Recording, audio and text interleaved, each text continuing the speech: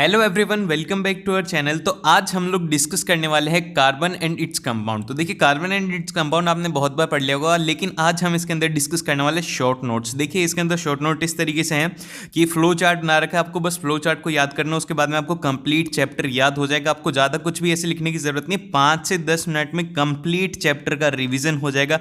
ऐसा कोई भी पॉइंट नहीं है जो कि आप एग्जाम के अंदर कल छोड़ करके आएंगे। तो एग्जाम से पहले एक बार जरूर से देख लेना, जब भी रिविजन करो उसके बाद में एक बार इसे जरूर से देख लेना, ताकि पूरा पूरा चैप्टर बहुत ही जल्दी रिवाइज हो जाए। तो फिर चलिए स्टार्ट करते हैं। स्टार्ट करने से पहले आप लोगों से एक रिक्वेस्ट है कि आप लोग प्लीज से लाइक कर दीजिएगा और अपने फ्रेंड के साथ में जरूर से शेयर कर देना, ताकि उसको भी फायदा हो जाए। लाइक करने के लिए इसलिए बोल रहा हूँ क्योंकि इसको प्रिपेयर करने में काफी ज्यादा टाइम लगा, तो आप लोगों का फर्ज बनता है लाइक कर दीजिए और सब्सक्राइब कर लेना, क्योंकि ऐसे ही क्लास 10th के और भी स्टडी मटेरियल्स वगैरह प्रोवाइड करवाया जाता है, तो उसके लिए सब्सक्राइब करना भी बनता है।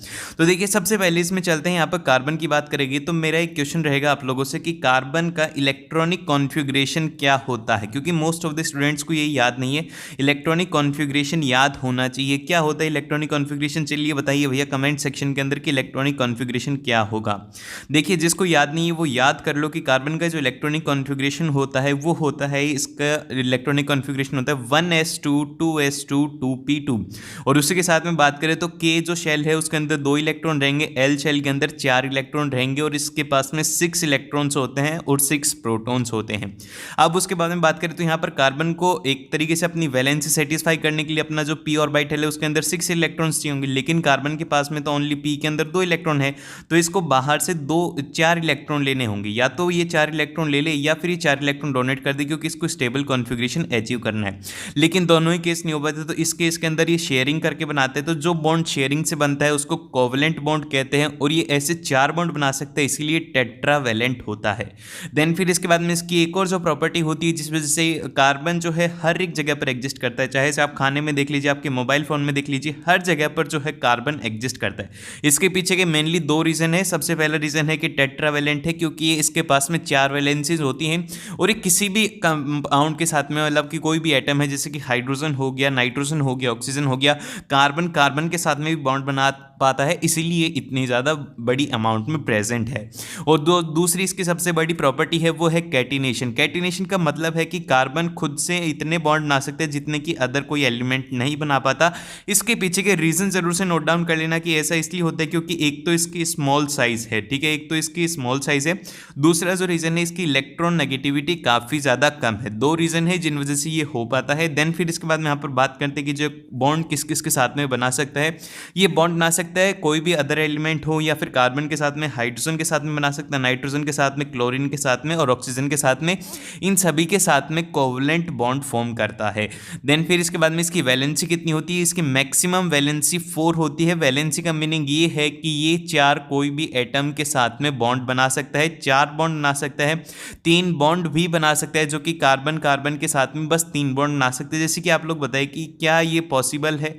ये एक तो 4 बॉन्ड हैं, और एक तरीके से क्या पॉसिबल है कि कार्बन खुद के साथ में 4 बॉन्ड बना पाए? क्योंकि हमने कहा है कि कार्बन 4 बॉन्ड बना सकता है, इसने भी 4 बना ली और इसने भी 4 बना ली। क्या ये पॉसिबल है? ऐसा पॉसिबल नहीं है, क्योंकि इसके अंदर अगर 4 बॉन्ड बन जाते तो इसके अंदर एंगल स्ट्रेन आ जाते, जिस वजह से अनस्टेबल होकर के टूट जाते। तो आपको इतनी सी बात याद रखनी है कि कार्बन खुद के साथ में बस 3 ही बॉन्ड बना सकता है, एक बॉन्ड वो हाइड्रोजन के साथ में बनाएगा।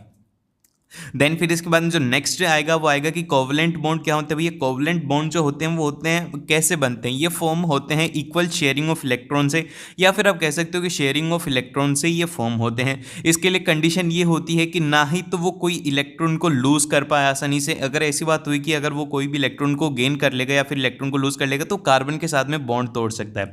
तो सबसे बड़ी कंडीशन ये होती है कि कोवलेंट बॉन्ड जो होते हैं उनके लिए आसानी से इलेक्ट्रॉन लूज भी नहीं करनी चाहिए, तो आसानी से इलेक्ट्रॉन गेन भी नहीं करनी चाहिए। और जो इलेक्ट्रॉन नेगेटिविटी है दोनों के बीच में काफी कम होनी चाहिए। ये नहीं कि एक तो हाईली इलेक्ट्रॉन नेगेटिव है, एक ही इलेक्ट्रॉन नेगेटिविटी काफी ज्यादा कम है, तो इलेक्ट्रॉन नेगेटिविटी डिफरेंस काफी कम होना चाहिए। फिर इसके बाद में इसकी प्रॉपर्टीज क्या होती हैं? कोवलेंट बॉन्ड जो कंपाउंड होते हैं उनकी प्रॉपर्टीज होती है कि वो लिक्विड और गैस में मेनली एग्जिस्ट करते हैं, और इनसॉल्युबल होते हैं वाटर के अंदर, लेकिन सॉल्युबल होते हैं ऑर्गेनिक सॉल्वेंट में। देन फिर इसके बाद में इनका लो मेल्टिंग पॉइंट होता है और लो बॉइलिंग पॉइंट होता है। देन फिर इसके बाद में चलते हैं नेक्स्ट की तरफ, जो कि है हमारे यहाँ पर हाइड्रोकार्बन। अब देखिए हाइड्रोकार्बन क्या होता है, ऐसे कंपाउंड्स जिनके अंदर की कार्बन और हाइड्रोजन दोनों प्रेजेंट होते हैं उनको क्या कहते हैं, हाइड्रोकार्बन। तो इस तरीके से आप बताइए कि सिंपलेस्ट हाइड्रोकार्बन का नाम क्या है। मैंने पूछा है सिंपलेस्ट हाइड्रोकार्बन का नाम क्या है, जल्दी से कमेंट सेक्शन में बताइए कि जो सिंपलेस्ट हाइड्रोकार्बन है उसका नेम क्या रहेगा, क्योंकि ये क्वेश्चन एक बार सीबीएसई में पूछा गया था, 2017 में ही पूछा गया था, तो ये काफ़ी ज़्यादा इंपॉर्टेंट है। सिंपलेस्ट हाइड्रोकार्बन का आप नेम बताइए कि क्या नेम रहेगा। तो आप लोगों को सिंपलेस्ट हाइड्रोकार्बन का नेम बताता हूँ, वो है यहाँ पर मीथेन। मीथेन होता है METHAN और इसको लिखा जाता है, वो लिखा जाता है CH4 से। तो ये वाला क्वेश्चन याद होना चाहिए कि सिंपलेस्ट हाइड्रोकार्बन जो है वो है यहाँ पे मीथेन। देन फिर इसके बाद में बोला गया है कि इसके अंदर हाइड्रोकार्बन दो तरीके के होते हैं, एक होता है अनसैचुरेटेड और एक होते हैं सैचुरेटेड। अब अनसैचुरेटेड की अगर बात करें तो इसमें सिंगल बॉन्डिंग होती है कार्बन और कार्बन के बीच में, और ये होते हैं, इनका नाम जो कहते हैं इनको कहते हैं एल्केन, और इनका जो जर्नल फॉर्मूला रहता है वो रहता है CnH2n+2। और यहाँ पर जो n की वैल्यू स्टार्ट होती है, n की वैल्यू आप 1 भी रख सकते हो, 2 भी रख सकते हो, 3 भी रख सकते हो। जब आप इसके अंदर n की वैल्यू 3 रखेंगे, n = 3 पुट करेंगे तो क्या होगा, ये हो जाएगा C3, और यहाँ पर C3 × 2 प्लस ऑफ यहाँ पे 2 हो जाएगा। तो यहाँ से जो फॉर्मूला है वो आएगा C3H8। इस तरीके से आप एल्केन का निकाल सकते हो, कोई भी एक स्पेसिफिक वैल्यू हो उसके लिए निकाल सकते हो। तो इसी तरीके से आप लोग जल्दी से बताएं कि अगर एल्केन में n की वैल्यू 6 हो जाएगी तो क्या फॉर्मूला होगा। जैसे कि n की वैल्यू 3 थी तो वो हो गया C3H8। इसी तरीके से आप लोग बताएं कि जब n की वैल्यू 6 हो जाएगी तो क्या वैल्यू रहेगी। देन फिर इसके बाद में चलते हैं जो कि इसका सेकंड पार्ट है हाइड्रोकार्बन का, वो है अनसैचुरेटेड हाइड्रोकार्बन। अनसैचुरेटेड हाइड्रोकार्बन दो तरीके के होते हैं, एक तो होते हैं जो कि डबल बॉन्ड होता है जिनके पास में, और एक होते हैं जिनके पास में ट्रिपल बॉन्ड होता है। और 4 बॉन्ड्स वाले हाइड्रोकार्बन एग्जिस्ट नहीं करते, क्योंकि मैंने आपको पहले भी रीजन बताया था कि कार्बन खुद के साथ में 4 बॉन्ड नहीं बना सकता, बस 3 बॉन्ड ही बना सकते हैं, 4 बॉन्ड नहीं बना पाएगा। तो दो तरीके के होते हैं, एक होता है डबल बॉन्ड। डबल बॉन्ड वाले जो हाइड्रोकार्बन होते हैं उनको कहते हैं एल्किन, और उनका जो जनरल फॉर्मूला रहता है वो रहता है CnH2n। और जो बात करें अगर ट्रिपल बॉन्ड वालों की, तो ट्रिपल बॉन्ड वाले जो होते हैं उनको कहते हैं एल्काइन, और इनका जो जनरल फॉर्मूला रहता है वो रहता है यहाँ पर CnH2n-2।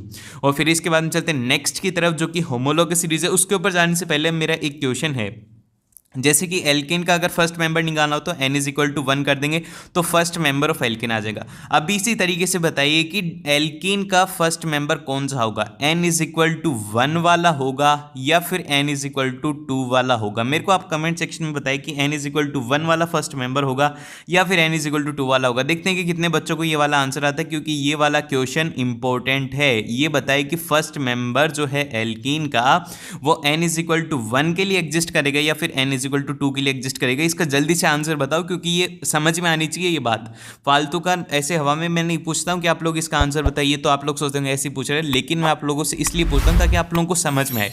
आप उसका गलत आंसर दोगे तो आप समझोगे कि हाँ भैया मैंने ये गलती करी थी, अगली बार मेरे को गलती नहीं करनी। तो जल्दी से बताओ कि इसके लिए n = 1 सही होगा या फिर n = 2 इसका फर्स्ट मेंबर होगा। तो जो भी स्टूडेंट इसका कह रहे हैं कि n = 1 कर दो वो इसका फर्स्ट मेंबर हो जाएगा, ये एकदम से गलत है। क्योंकि जैसे ही आप n = 1 वैल्यू पुट करेंगे इसमें ये बन जाएगा Cn और H2, मतलब C1 और H2, मतलब कार्बन के साथ में बस 2 ही हाइड्रोजन है, इससे तो इसकी वैलेंसी ही सेटिस्फाई नहीं हुई। तो इसी वजह से क्या होता है, n = 2 इसका फर्स्ट मेंबर होता है। एल्किन होमोलोगस सीरीज बोलेंगे।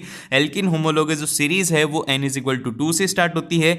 इसी तरीके से बताए कि एल्काइन वाली कहाँ से स्टार्ट होगी, खुद से वैल्यू पुट करके देखो कि क्या n = 1 पर सेटिस्फाई हो रहा है, क्या n = 2 पर सेटिस्फाई हो रहा है। देखो जो भी आंसर देता है हर किसी को मैं हार्ट देता हूं, तो जिसको भी हार्ट लेना भैया हर एक आंसर दीजिएगा, इसके हर एक आंसर दे जाओ, मैं हार्ट देने में कमी नहीं छोड़ता। तो सभी का कमेंट को मैं पढ़ लेता हूं, तो देखते हैं कि कितने बच्चे इसका आंसर देते हैं। जब आप आंसर देते हो ना बड़ा अच्छा लगता है। अब उसके बाद में जो नेक्स्ट आता है वो आता है होमोलोगस सीरीज। देखिए होमोलोगस सीरीज क्या होती है, सीरीज ऑफ ऑर्गेनिक कंपाउंड जो अपने पीछे वाला मेंबर था, इस तरीके से मानो कि A है और जो B है ये एक ही लाइन के अंदर चल रहे हैं, तो जो B वाला मेंबर है उसमें बस एक CH2 ज़्यादा हो, या फिर आप कह लीजिए कि 14 एटॉमिक मास यूनिट का डिफरेंस हो, तो क्या होते हैं, वो होते हैं होमोलोगस सीरीज। यही है इस डेफिनेशन का मतलब। देन फिर इसके बाद में IUPAC नेमिंग की अगर बात करें तो IUPAC जो नेमिंग होती है वो होती है तीन शब्दों को लेकर के, एक होते हैं प्रीफिक्स और एक होते हैं वर्ड रूट और एक होते हैं सफिक्स। अब देखिए यहाँ पर इसको किस तरीके से यूज में लेना है। वर्ड रूट जो होता है इसको आइडेंटिफाई करना होता है कि कितने नंबर ऑफ कार्बन है। अगर एक कार्बन है तो उसके लिए मिथ रहता है, दो कार्बन है तो उसके लिए ईथ रहता है, तीन कार्बन है तो उसके लिए प्रोप रहता है, और जो चार कार्बन है उसके लिए ब्यूट रहता है, पांच कार्बन के लिए पेंट रहता है। इसी तरीके से जितने भी कार्बन है उनके लिए आपको वर्ड रूट ये रहता है। वर्ड रूट का मतलब ये रहता है आपको देखना है कि सबसे पहले प्रीफिक्स लग सकता है या फिर नहीं लग सकता। अब प्रीफिक्स किसके लिए लगता है? प्रीफिक्स उनके लिए लगता है जिनके अंदर की जैसे कि क्लोरीन आ जाए, ब्रोमीन आ जाए, आयोडीन आ जाए और ये यहाँ पर अमीनो आ जाए, इनके लिए क्या लगाया जाता है? वर्ड से पहले लगाया जाए। जैसे कि फॉर एग्जाम्पल के लिए मैं आप लोगों को बोलूँ, एग्जाम्पल बाद में बताऊंगा, लेकिन पहले अगर सफिक्स की बात करें, सफिक्स कब लगाए जाते हैं? तो हाइड्रोकार्बन जब होते हैं और उसमें एल्केन रहेगा तो उसके लिए एन लगाया जाएगा, ए एन ई लगाया जाएगा, और फिर इसके बाद में एल्काइन जो रहेगा उसके लिए ई एन ई लगाया जाएगा, और उसी तरीके से एल्काइन रहेंगे तो उसके लिए वाई एन ई लगाया जाएगा। उसी तरीके से अगर फंक्शनल ग्रुप प्रेजेंट है, यहाँ पर चार फंक्शनल ग्रुप है। पहला जो फंक्शनल ग्रुप है वो है एल्कोहल। अगर एल्कोहल प्रेजेंट है तो उसके लिए ओल लगाया जाएगा, और फिर एल्डिहाइड प्रेजेंट है तो उसके लिए ए एल लगाया जाएगा, और अगर कीटोन प्रेजेंट है जो कि रहते हैं सी डबल बॉन्ड ओ, और उसका जो नाम रहता है वो रहता है ओन। अब बताइए कि कीटोन के अंदर कीटोन का सिंपलेस्ट मतलब कि कितने कार्बन का बनेगा? कीटोन सिंपलेस्ट क्या दो कार्बन का एग्जिस्ट कर सकता है? इसका मैं ज़्यादा बड़ा नहीं पूछूंगा, बस मैं पूछूंगा यस और नो में आंसर दीजिए। ठीक है, यस और नो में आंसर दीजिए कि क्या कीटोन दो कार्बन में एग्जिस्ट कर सकता है या फिर नहीं कर सकता। अब देखिए इसके अंदर अगर आप बोलेंगे कि भैया बना के देखो, ये बोल दिया मैंने कार्बन और इस तरफ एक कार्बन लगा दिया CH3, और फिर इधर क्या लगाऊंगा? हाइड्रोजन लगाऊंगा। अब जैसे मैंने हाइड्रोजन लगाई ये तो क्या बन गया? CHO, जो कि क्या हो गया यहाँ पर? एल्डिहाइड। तो यहाँ पर क्या होगा भाई? एल्डिहाइड की तो जरूरत ही नहीं है, हमें तो कीटोन बनाना है। तो जो कीटोन एग्जिस्ट करता है, फर्स्ट जो कीटोन होता है, इसमें याद रखना ये भी इसमें क्वेश्चन पूछा जाता है, वो जो फर्स्ट कीटोन होता है वो होता है प्रोपेयन। प्रोपेयन रहता है फर्स्ट कीटोन जो कि 3 कार्बन का रहेगा, ये रहेगा C डबल बॉन्ड O, और इस तरीके से CH3 और CH3, ये होता है फर्स्ट कीटोन जो कि प्रोपेयन रहता है। फिर इसके बाद में कार्बोक्सिलिक एसिड की अगर बात करें तो ये रहते हैं C डबल बॉन्ड OH। तो अभी देखिए कि अगर कार्बन मान लीजिए कि ये है CH3 और फिर इसके बाद में ये हो गया Cl, तो सबसे पहले आपको आइडेंटिफाई करना है कि कौन से वाला प्रीफिक्स लगेगा या फिर सफिक्स लगेगा। अब इसके अंदर देखिए क्या है, यहाँ पर ये है क्लोरीन। अब क्लोरीन किस में आएगा भैया? क्लोरीन है तो क्लोरीन के लिए क्या लगेगा? वो लगेगा प्रीफिक्स, जो कि क्या होगा? क्लोरो। ठीक है, आपको पहले लिख देना है CHOLRO, क्लोरो। ठीक है, अब उसके बाद में लगाएंगे हम वर्ड रूट। अब वर्ड रूट लगाने के लिए आपको सिंपल सा देखना होगा कि वर्ड रूट कितने कार्बन है, इसमें एक कार्बन है, तो एक कार्बन के लिए क्या लग जाएगा? वो लग जाएगा मिथ। ठीक है, ये लगा दिया हमने मिथ। अब उसके बाद में देखो ये क्या है? मिथ लगाने के बाद में अब देखिए कि सफिक्स में क्या लगेगा?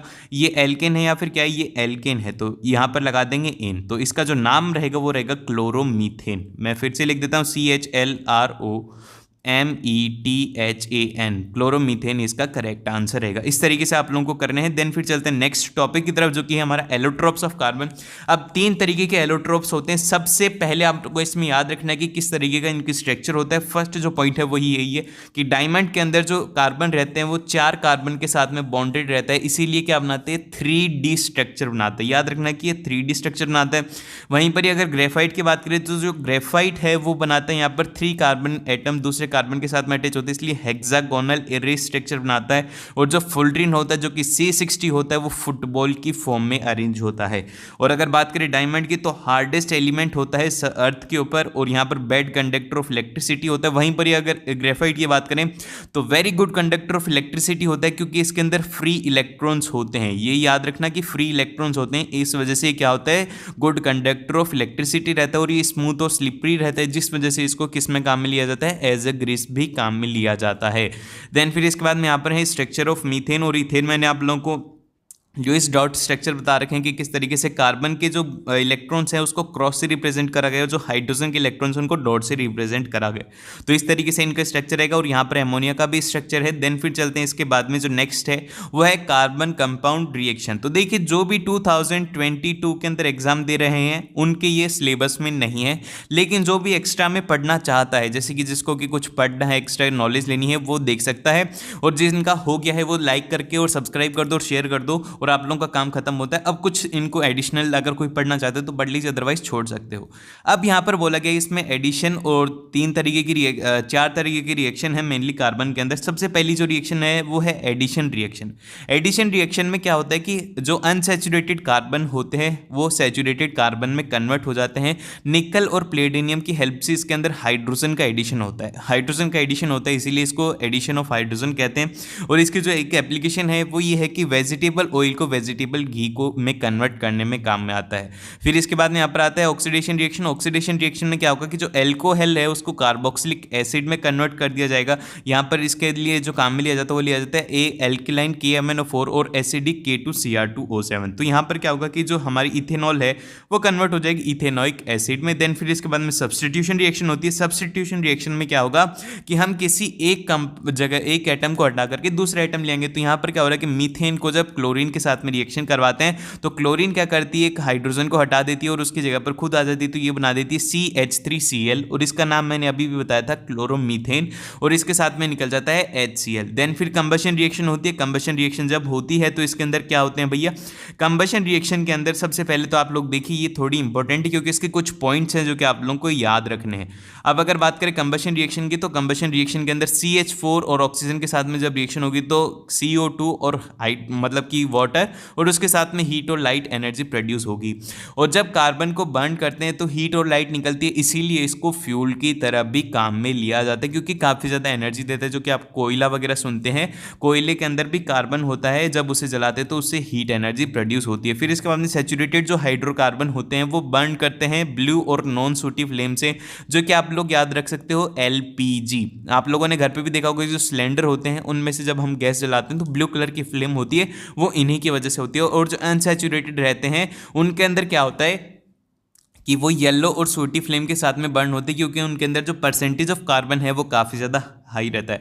आई होप कि आपको ये पूरा चैप्टर समझ में आ गया होगा और एग्जाम से पहले एक बार इसे ज़रूर से देख लेना। और टर्म 2 के सैम्पल पेपर वगैरह भी मैंने अपलोड कर दिए हैं तो वो भी जाकर के ज़रूर से चेकआउट कर लीजिएगा। और इसी तरीके से सभी चैप्टर के इंपॉर्टेंट पॉइंट्स और शॉर्ट नोट्स वगैरह आप लोगों को प्रोवाइड करवा जाएंगे, तो उसके लिए सब्सक्राइब कर लेना ताकि जब कभी भी अपलोड हो तो आप उसी टाइम पर ही देख सकें। और मिलते हैं नेक्स्ट वीडियो में। अगर अभी तक आप लोगों ने लाइक नहीं किया तो लाइक करो, सब्सक्राइब नहीं किया तो सब्सक्राइब करो।